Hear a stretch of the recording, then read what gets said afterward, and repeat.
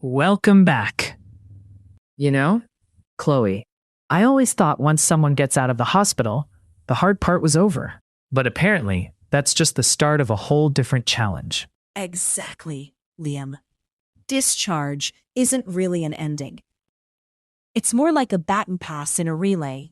Patients leave with a bunch of instructions, new meds, follow-ups, and they're often exhausted and overwhelmed. The real test is managing all of that back in a very different environment. Their home. So the hospital gives you the playbook, but you're suddenly expected to run the game solo at home. That sounds like a recipe for confusion. And that confusion sneaks up in small ways. A missed medication dose here, feeling a bit weaker there, a family member noticing something's off, but unsure if it matters. None of these seem urgent at first. But they can quietly snowball until suddenly, bam, an emergency room visit. It's wild how tiny things add up. But where does home care fit into all this? Just someone popping by to check in? Home care is way more than quick check-ins. These caregivers live the day-to-day with the patient.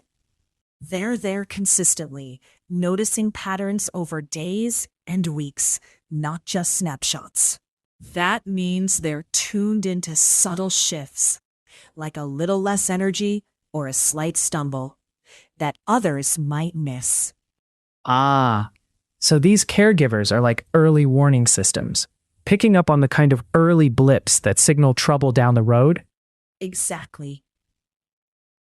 And their role includes practical support, reminding about meds, encouraging gentle exercise, helping with meals and hygiene, even driving to follow-up appointments. It's about making sure the recovery actually happens where it's supposed to, at home. That connection sounds critical, because otherwise it's easy to slip through the cracks between hospital visits. But this can't just replace doctors, right? No, it's a complement. Caregivers keep an eye on things in real life, between the medical appointments.